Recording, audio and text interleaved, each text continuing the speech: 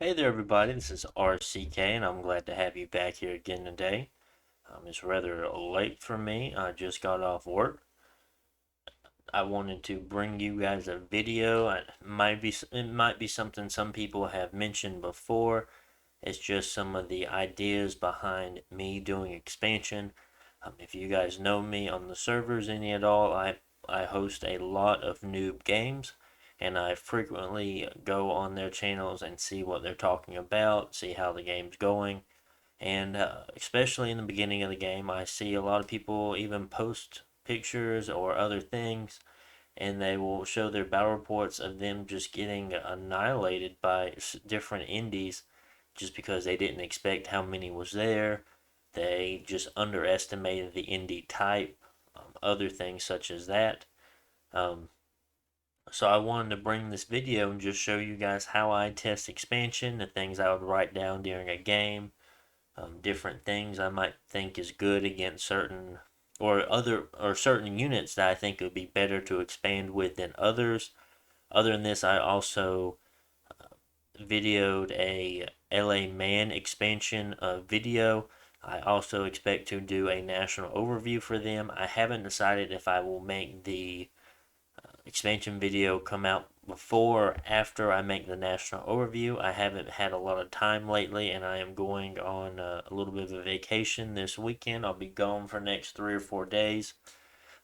I'll be taking my laptop with me, so I'll be able to do my turn still, but my desktop is going to be staying at home, and the one I will be.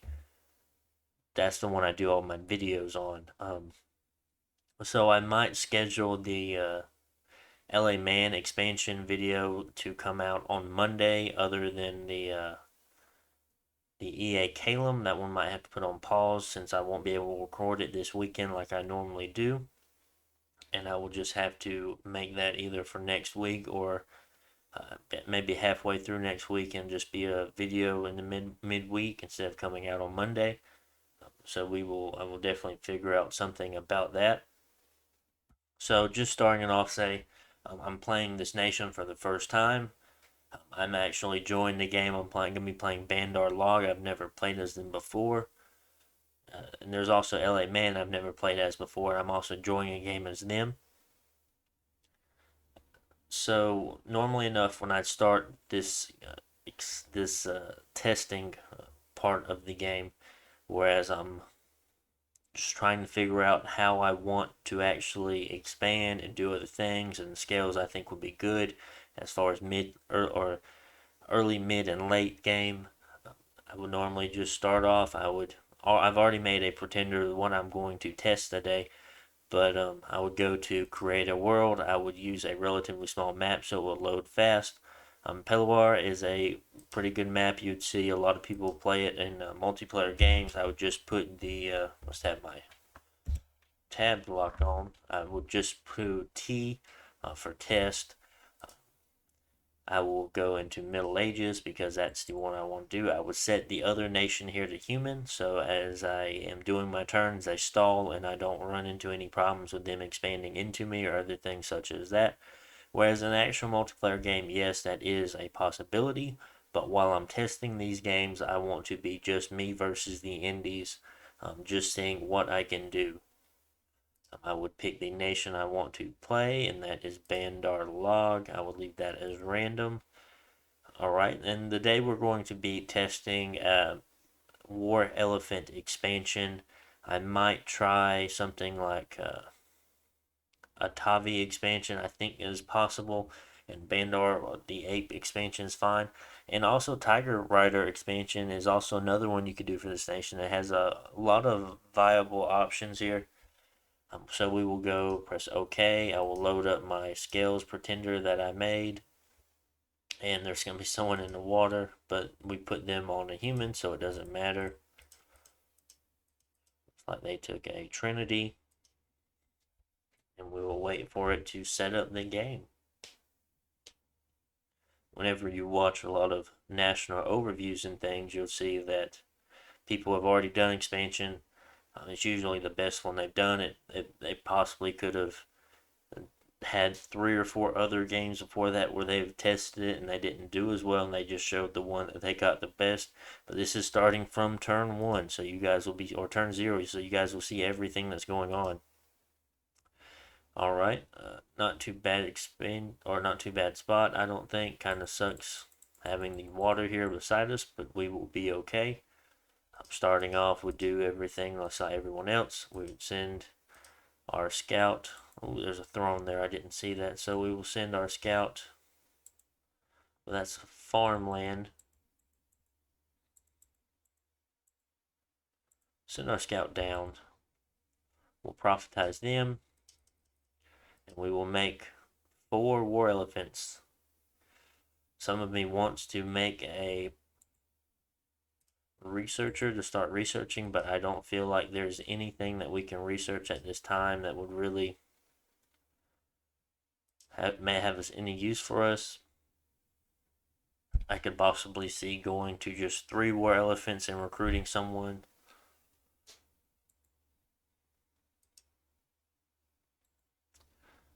Maybe just another Bandar commander for the next squad that comes out,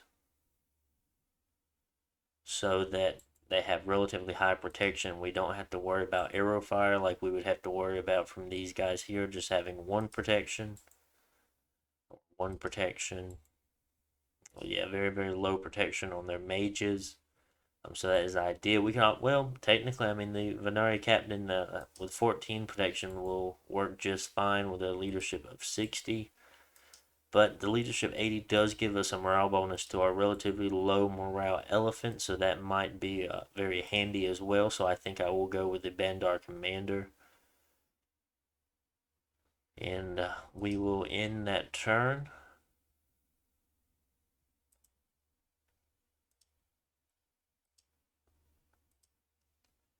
Amulet of missile protection gained. Interesting. So, not the best indie types to be in your cap circle. 30 horse tribe cav, 40 barbarians, and a lot of heavy infantry, militia, and archers. I honestly don't want to go into any of these. Very tough one for this video here. Making 3 more of those, and we'll throw a researcher down if we were pretend this was a real game. As much as I don't want to, it might be worth waiting. We want those guys over there.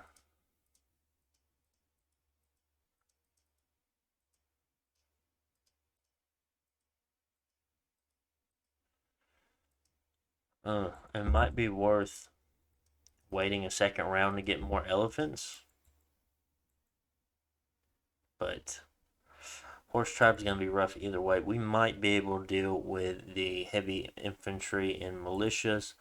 But as far as a actual game goes, usually enough you will stop and you will look at every province and you will say, okay, in province 87, I'll write 87 down and I would write 40 because at this point in this game, our scouting report shows 40 barbarians. We will look over at the 73 and it says 30 horse tribe and I would write 73-30.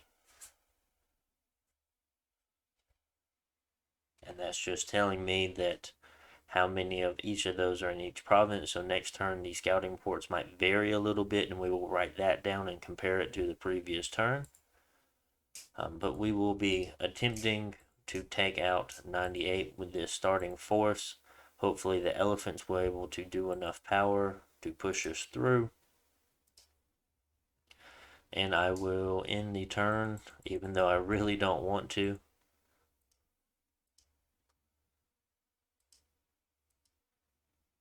Not too bad, not too bad. Elephants definitely put in a lot of work on that one, and I'm very glad that they did. If you notice here, I believe it was 50 militia, heavy infantry, archers, and the rest, but it turned out to only be 40. I wonder if that would have changed in the scouting report if we would have waited any. Looks like some of our units routed, and we will watch this battle and see what exactly happened in this. I mean, more than likely, being a test expansion party, we'll be taking notes at this point. We'll be thinking, okay, the elephants are definitely faster than the Atavi here. The archers are shooting our little Markata archers. Um, but due to the fact of the elephants being such low morale, I do not want them being in a separate group. Possibly enough, we could put a few of the Atavi troops with the war elephants in a separate square, whereas the Atavi are farther up and like around here, whereas the war elephants and the other ones and the other Atavi might be around here. So maybe if we would have to check their combat speed, maybe they would be able to hit the same squares at the same time, or hit the troops at the same time. With the war elephants being a combat speed of 18 and the Atavi being a combat speed of 10, they're almost double the speed. So we would have to keep that in mind. But definitely we would want them with other units just to make sure that they did not have any morale issues, because that is definitely going to make or break you in a war elephant expansion. And that is the last of it. And we will exit. Also enough, this is not something I mentioned in the previous turn. Whenever you're expanding, you want to think about what are your limiting factors in your recruitment at the moment, and you want to be able to fully maximize the amount of troops you can make in the early game. So going back with the war elephants, I already know what our limiting factor is, and that is going to be gold. We still have a lot of resources, we still have a lot of recruitment points, but the gold is what's stopping us from having a lot of troops. So whenever you're expanding, you're looking at these provinces here. So plains, forest. We'll pretend like that's not a throne. Farmland, swamp, farmland. So what are you going to be targeting? What provinces are you going to be wanting first? Due to the fact of us wanting gold, we're going to want to be hitting plains and or farmlands. If we wanted resources, we would definitely want to hit the forest first if it wasn't a throne, to gather as many resources as we can to produce more troops earlier on in earlier turns. Yes, plains would be okay too if our resources go, but this forest almost has double the amount of resources as a plains would. So that would definitely give you a lot more going into your capital than any plains you would have. But just like that, the income is 69, whereas the income for this plains is 95. So pick and figure out what your limiting factors are, and kind of address those as you expand. Normally enough, there's a lot of nations that you just want to fill out your cap circle first, whereas others can like string out and go really far away and not have to worry as much. I feel like with Bandar you have to definitely clear your cap circle. We probably have to wait on the throne. We could probably push to a choke point and other things as such. Possibly something like bam, bam, bam, and get that choke point, or like bam, bam, hold that point. Same with that there. So now that it has came to the next turn, we are going to look over and see what the scouting reports say for the units that are left in our cap circle that we've already written down. I'm not going to do this with the rest of the troops, but we would also probably write down this one and write down this one as well. So it still says 40 barbarians in 87, and it still says 30 horse tribe in 73. I will go ahead and put this up a couple of points. I would want to get it to at least 6. I would probably have to do that next turn when I have a little bit more money.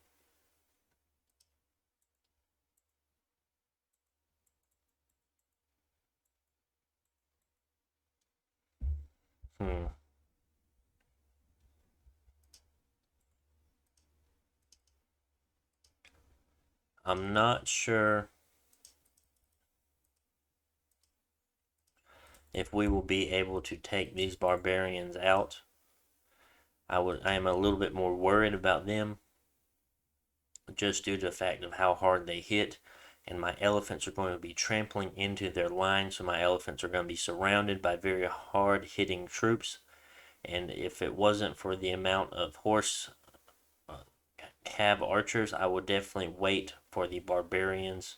I really don't want to fight them, and if this battle goes poorly, I almost expect it to.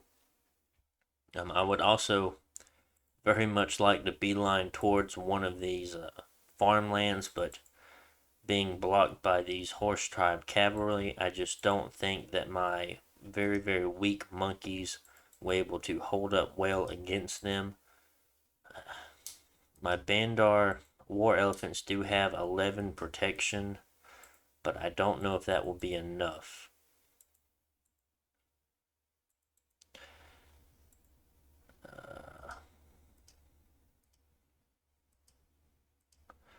I'll go ahead and move that up. When we will test this out, this is what the whole thing is for, and we'll find out how well we actually do against barbarians, which I think is not going to be very well at all. Bandar log. And like I said, we just lost 400 gold worth of barbarians. We just lost 2/3. And you really have to consider things when you're taking these heavy losses like this. Was this 40 barb problem that's worth it? Yes, it was 39, but our reports were saying 40. Was it really worth it?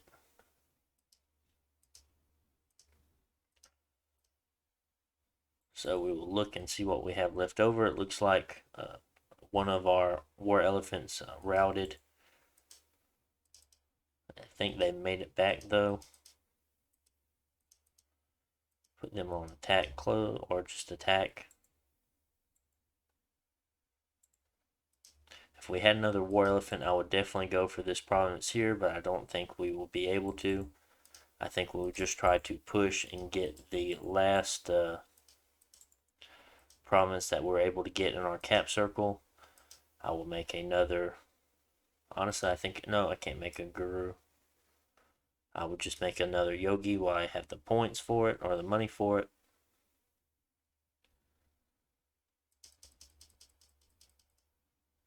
And throw in some Tavi infantry. Well, I might not actually want all that Tavi infantry. I'll push you up to 6, and I'll save the rest of the money for next turn, and we'll see how well we do against the horse tribe here. Actually, it says 40 now, so I believe we're somewhere in the range of being above 30 but below 40. We will see in the scouting reports below. Just out of curiosity, I'm going to write down what is in 79, and it's going to be 20 militia, light infantry, and heavy infantry. We will end the turn. And like I said before, the horse tribe was above 30 and below 40. If the scouting report instead of saying 40 said 20, I would believe it was around the mid 20s. Sometimes the scouting reports can be a little bit higher, or be, I think, maybe 20 units higher. I can't remember the exact number on how high they can get, but you can get a rough estimate on keeping track of them and just keeping an eye on what they are. So we ended up losing 2 war elephants, and we took out the 32 horse tribe. Not too bad. I feel like this group can definitely continue expanding at this point. I'm having 4 war elephants in it. I will move this up to 6. I will make another war elephant.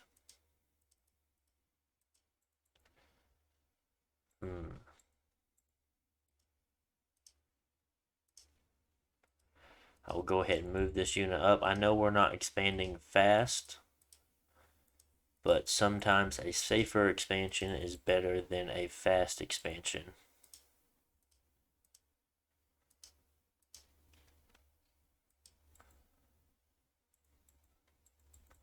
And all of the provinces we've taken so far have been pretty decent as far as the gold cost goes. This expansion party is going to take out 79, which it still reads 20. Other than that, the other party that we have just made in the capital will be moving up. We will try to be taking out 69 afterwards. Other than that, I doubt 4 war elephants will be able to take out the 50 lion tribe, but we will keep an eye on it. We should be able to take out 69 with the amount of war elephants we'll be able to bring. And it's unfortunate that our capital is in this forest here, because due to that, it is making it harder for us to take us an additional turn to get on this road. Now, if this province here was part of the road, I bet we've been able to go from here to the farmland, but it will be okay. I will end the turn.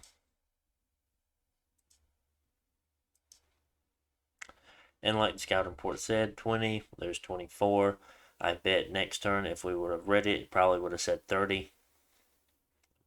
Really, really good. Took very, very minimal losses there, and that's just me putting the war elephants in front.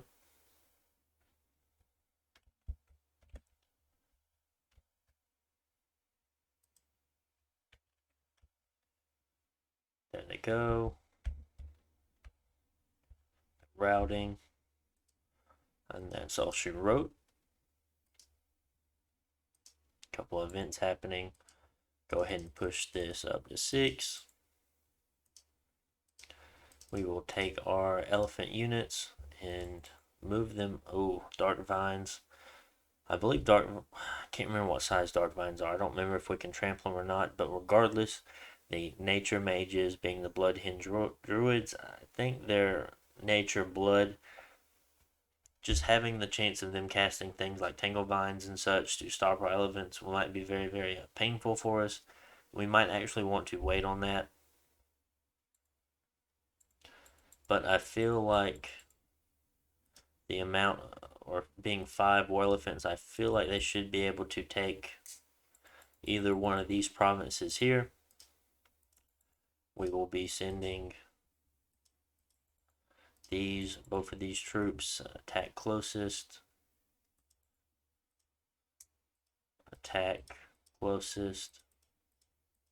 put them over there, stay behind troops. We should be able to take 69 here, and hopefully putting us to a double expansion on turn 7. Going from, if we take this province, moving into the lion tribe and then moving into 75.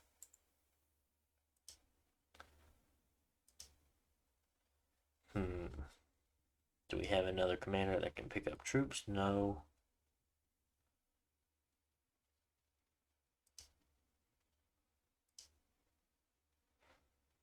Let's go. Well, like I said, the Bandar Warriors are just better commanders, so I will buy one of those instead. And another really interesting thing that you could do is you could be using your scout. Once we probably took this province here, it might have been unlikely that he would have been able to retreat, but we could have pinged this province here just to see what was inside, so we could have been prepared, so we know where the troops are aligned at. I will do that here just to do it. I will put him in the back corner on retreat. He might make it out, he might not, due to the amount of archers they have. But this is just an example of using your first scout to gain advantage in your expansion. Because normally enough, I mean, you're just going to send this over to your neighbor and you're going to say, oh, well, I'm beside so and so. Well, in 2 or 3 turns, you're going to know you're beside so and so anyway, because you're going to be expanding towards them. So is it really worth sending them out like that versus not gaining very great information by not attacking and retreating a province that you're interested in taking, especially one that you're worried about taking? Definitely heavy cav provinces, just knowing there's a very, very big difference from having a province that has 5 heavy cav and having a province that has 15 heavy cav. And that can definitely change the amount of troops you send in there and other things such as that, because 15 heavy cav can definitely wipe out an expansion party. So you have to be careful. Honestly enough, I could have used this at the barbarian point where I already had this province here. He would have had a good chance of retreating in one of my provinces, and he would have not been harassed by arrow fire. So Actually, we will do that. Wow, man, it can't hit. Well, we'll just do it over here, I suppose. We'll just see. I think he has a higher chance of retreating from this one than he would that one anyway, just due to the archers. I probably should have done research like I was an actual game, but I'm not going to. If you remember, I believe it had more enemy units in this. So we'll end the turn and we will find out. I will look at the scouting one first. And there are only 25 units, militia, light infantry, and heavy infantry, and they did retreat successfully. And looking at the battle, I mean, we can tell, okay, well, most of the units are coming straight down the middle. The heavy infantry isn't off. Heavy infantry is not off to the side. So we can put both of our, or we can put our war elephants in the middle and just have them on attack closest, and they will automatically just go through and start ramming through all these troops here. So there's a lot of information you can gain from that, and just having that, you can also use scout. Okay, well, we're done there. Let's go over there and see what we have. Let's just have that on attack closest,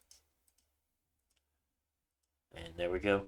And we will watch the other battle. Unfortunately, I did click onto the screen, so most of you, if you have already caught or already looked at it, you already know the outcome of it. But this is going to be 8 war elephants, 2 expansion parties, going into a very, very large amount of troops. More from what it looks like, it looks about 75, maybe 80-ish. So our war elephants have trampled into their lines. They are taking them out. The heavy infantry is left, and they are cleaning them up. And all is left are the archers that are trading arrows with our own Makarta archers. And that is the war elephant group sticking together. It doesn't look like they've had any morale problems yet. I don't see any of them routing yet. And they are just tearing up the opponent's archers. And that is going to be it. And I bet we just got a very, very nice farmland, giving us 216 gold, which is very, very nice. Gives us 2 additional war elephant recruits per turn. Just due to the fact that we already have a Bandar commander there, we will go back to making a Yogi. I would want to make a Guru, but I would rather have the elephant production at the moment. And I'm going to wait one more turn for elephant production. I will put these war elephants over here, and we will attack that unit, and we will send that commander back so we don't have to make another one. We have an extra turn of making more researchers. Hopefully not. I feel that the 5 war elephants should be more than enough to take out the 20 enemy or 24 enemy units here. And that's a very, very big thing when it comes to expansion. You really have to consider how much does it really take for me to take out a province that says 40 barbarians or 20 heavy infantry. How few troops can I actually send in there and still take that province? And those are it's something that's going to come over time to you. The more and more you play this game, and the more and more tests you do to it, it will take a while, but you will get better the more you play. I promise. Just jumping into multiplayer games, that is how you're going to get better. I can promise you that a single player game is nothing like a multiplayer game. A lot more cutthroat in a way. So we have the scout going here. We are expanding into 75. We are expanding into 64, having our double expansion on turn 7, like I mentioned before. We have our commander going back to the capital. We also have another commander here. I'm going to wait with them a turn, and then they will probably push up and try to hit this heavy calf province with maybe with 2 turn recruitment points or 2 turn recruits of war elephants, and that's going to be pushing them up from 1, 2, 3, 4, 5, 6, 7, being a 12 war elephant expansion party, which is very, very heavy, very, very expensive, being 1,200 gold. But I don't think, or at this point, since we're already double expanding, possibly even triple expanding, but I doubt it. Hopefully, we don't take too many losses here. Those are the things that are going through my head. Those are the things I'm thinking about. And while I'm doing this, you also have to be writing down promises. You have to be writing down what you see in them. because we've already been looking at this province for a few turns now. We've already been looking at this province for a few turns now, and it did not say 20 last turn. It had a lot less than 20. And this one, I believe it's always been around 30-ish, so there's no telling. There might be a little bit more, a little bit less. So I have not wrote them down myself as far as turns go, but if you're in an actual game, I would keep a notebook just for those things and write turn so and so, province this had so and so in it, and different things such as that. Other than that, we will be going to our next turn, being turn 8. And we had our 3 parts here. So we definitely did very, very well in that expansion. But we are down to 4 war elephants, getting into the territory of having morale problems, but we should be okay. No losses as far as the lion tribe goes. So as you can tell, we expand really, really well into lion tribe. The war elephants just tear them apart. And it would seem that the short bows do not deal much damage to our, well, would only deal chip damage to our 11 protection elephants that have very, very high hit points. So we don't have to worry about that. And this is what is in the other province with the Bloodhinged Druid 5, Bloodhinged Druids 12, Blowpipes, and 4 Dark Vines. And these Dark Vines are very, very, we don't want to mess with them. High hit points, we won't be able to trample them well. Pierce and blunt resistant. This would more than likely be a province that we would deal with later. And just having so many Bloodhinged Druids is very, very worrisome. Did we keep our scout? And we kept our scout again. At this point, we could throw him in there. We'll just see.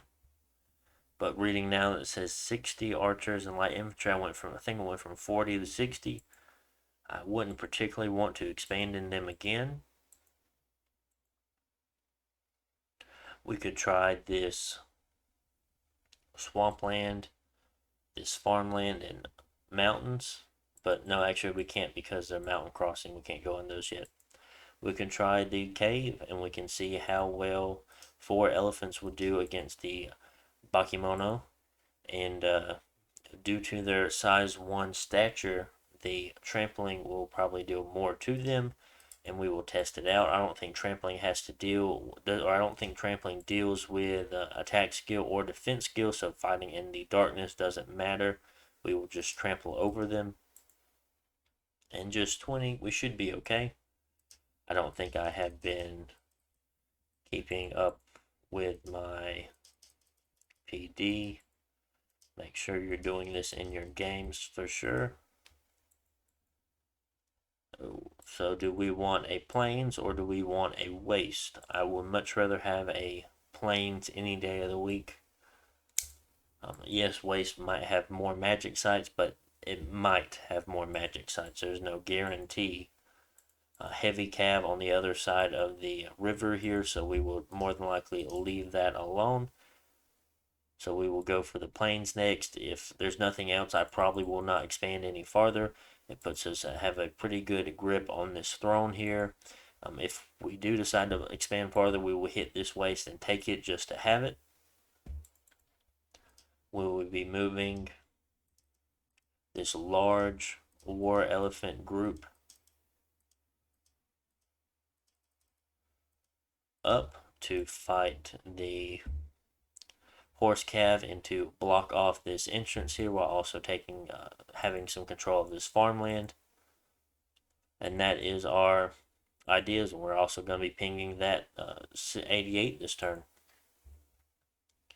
So another double expand on turn 8.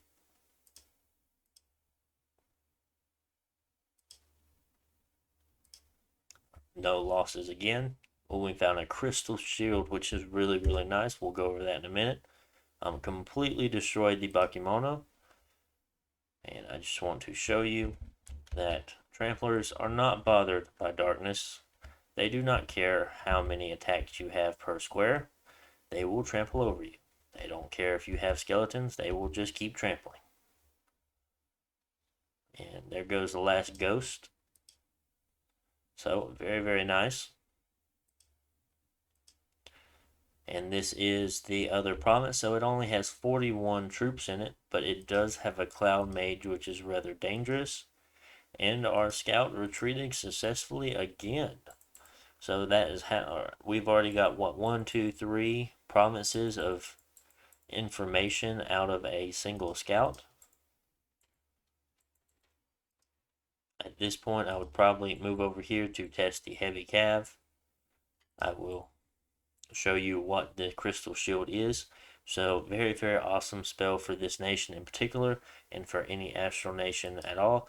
It grants -1 to all magic. Well, it's any nation at all that has mages in battle, but grants a 1+ bonus to all magic paths just by having this. Level 3 astral, 2 earth, so a total of 25 gems. Very, very interesting item if anyone's ever gotten it before. We will just expand over here into this lion tribe since we know we do a good job against them.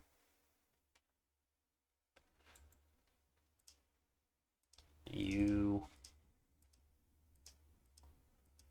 have another party.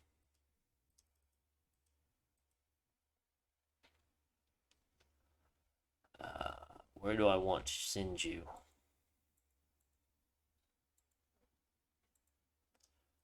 Send you over there. Send you there. Increase the PD.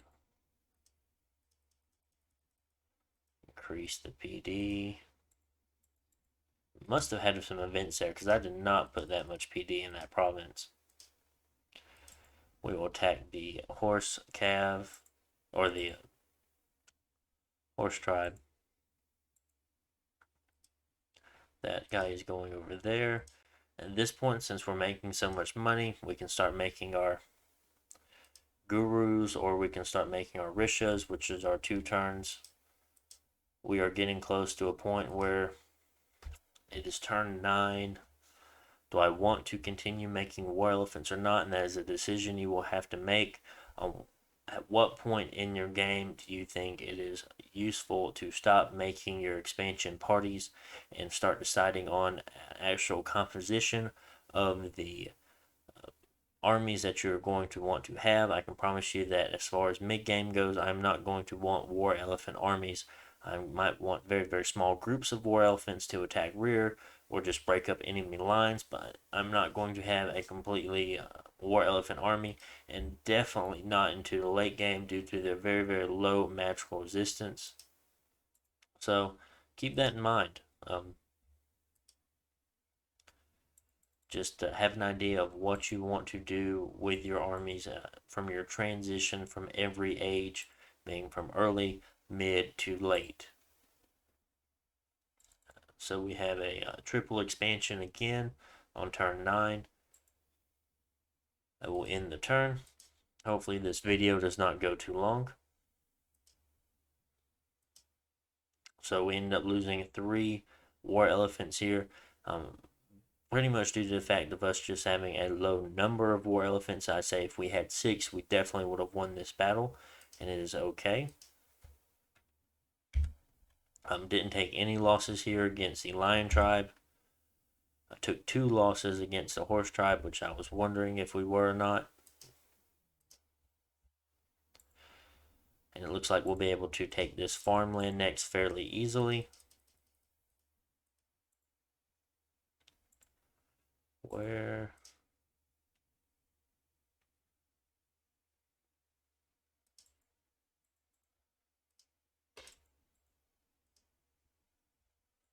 I moved there. So thankfully enough, we did end up keeping our commander, and we do have a single war elephant, which will send them back home.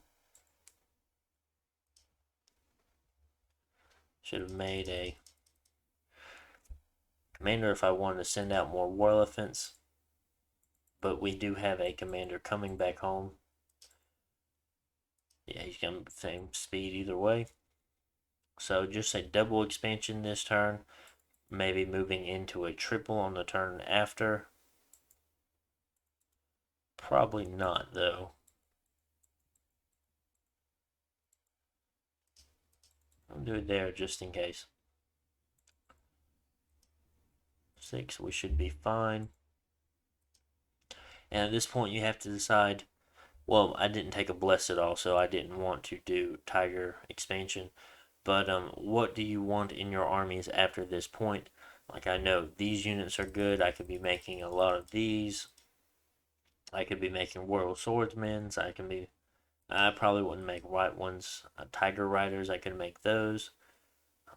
Well, what kind of archers do I want? Do I want archers at all? Would I want a Tavi army? Do I want a Veneri army? Do I want a Bandar army?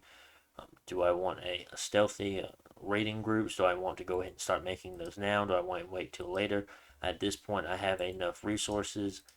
Should have already made a commander over there on this farmland. I should have already been making a castle over there, but we will have to wait until next turn. Do I have any special indie types? Do I have any recruitable scouts anywhere? Do I If you run into a scout province, I would just go ahead and make a scout. Go ahead and make a lot of scouts. I like a very, very knowledgeable spy network, and that's why using the first scout really isn't that great because you can only get so much information. You might find out what one person is beside you, or you might say, okay, well, I have a neighbor here. On turn 12, you might figure out what neighbor this is, or this is, but it's not very important just due to how far away they are. And all due to the fact you've already expanded into them, you're probably already sitting beside them, and the information you gain from attacking 3 or 4 provinces, knowing what's in them, it was more valuable than knowing who your neighbor is. So something to keep in mind. I will probably make a castle there instead of one there. So I will end this turn. I think that was everything for this turn. I could be wrong. I could be missing something, but I'm going to end it.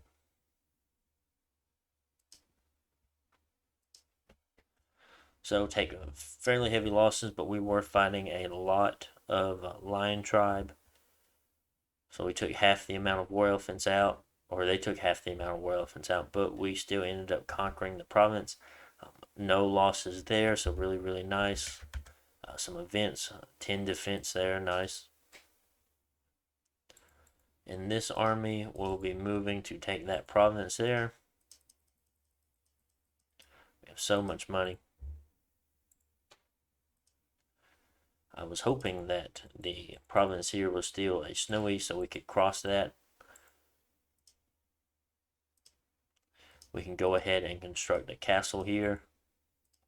Go ahead and move them out. The scout is cursed.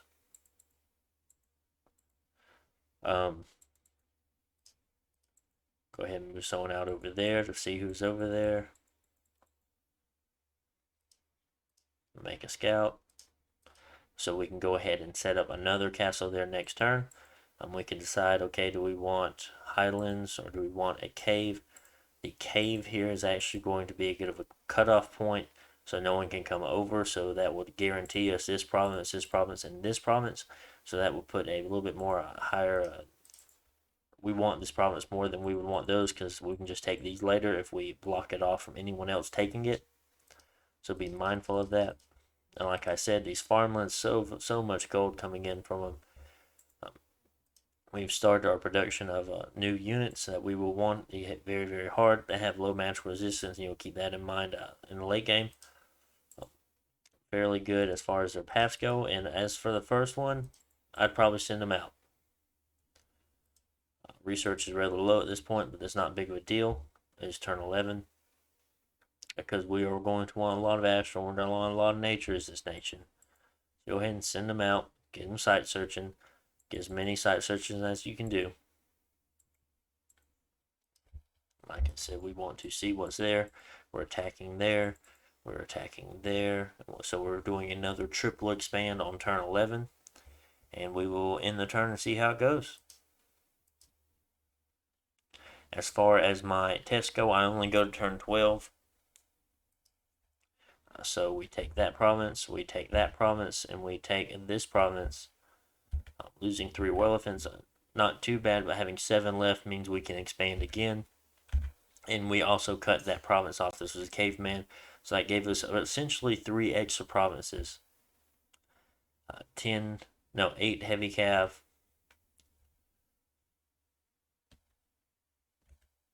Some hero stuff. Oops, I'm sorry, I knocked my mic there. My apologies. So I would go up to 7 or 6 or however many I had. Very interesting. We got a blood slave province here. So that is very, very nice for us. We have some blood things we could do if this was an actual game. Go ahead and turn that into a palisade.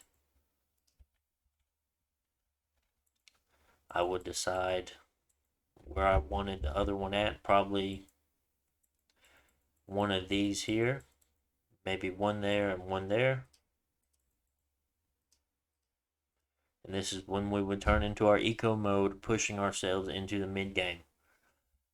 We had a very, very nice expansion up until turn 12. Having 1, 2, 3, 4, 5, 6, 7, 8, 9, 10, 11, 12, 13, 14, 15, 16, 17. 17 provinces, not too bad, very, very nice. Other than that, we have also guaranteed ourselves 3 extra provinces due to the fact that we have cut that off from anyone else. So we could definitely have up to 20 provinces without having to attack another player. Adding that to a 21, I would not let anyone else have this throne due to the fact of it being in my cap circle. Someone will probably end up taking this before we could, but it would be okay. So things are going very, very well for us at this point in the game. We're making 1, 2, 3 palisades at this point at turn 12. We still have a large amount of money. We're building up our first army along with our 2 turn mages and site searching. We have had a very, very nice expansion. And so overall, this would be a very, very nice test game. And I would actually prefer if it was an actual game, but I would probably also worry that I could be coalition at this point, just being as large as I am. And being a relatively weak nation in the beginning, I feel like, well, I don't think they're too weak, but regardless, I think there are stronger nations in the middle age game. So it's just something I want to talk about. You guys let me know how you thought about me talking about expansion. The other video I have would be just me expanding with a nation, and this is just a video talking about expansion in general. This is the first time I've ever expanded with Bandar Log. First time I've ever played Bandar Log, and this is how well I did on my first expansion testing with them. And yes, as a player, you might not be as familiar with expanding or things as such as like that, but I promise you, you will get better the more you test, the more you write things down, you keep track of things as you go, the more of a feel you get for the game and certain indie types. And that's really all I have to talk about today. I hope you guys enjoyed the video. I didn't expect it to run as long as it did, but unfortunately I had a lot to do to get get into turn 12 for our expansion, and it turned out to be really, really nice. So this is pretty cool. I will probably do a overview for both LA Man and MA Bandar Log at this point, and I will go over those at a later time. I haven't decided what the thumbnail is, but I will go ahead and let you guys go. Have a great day, guys. I expect to see a LA Man expansion a couple of days later after this comes out. See ya.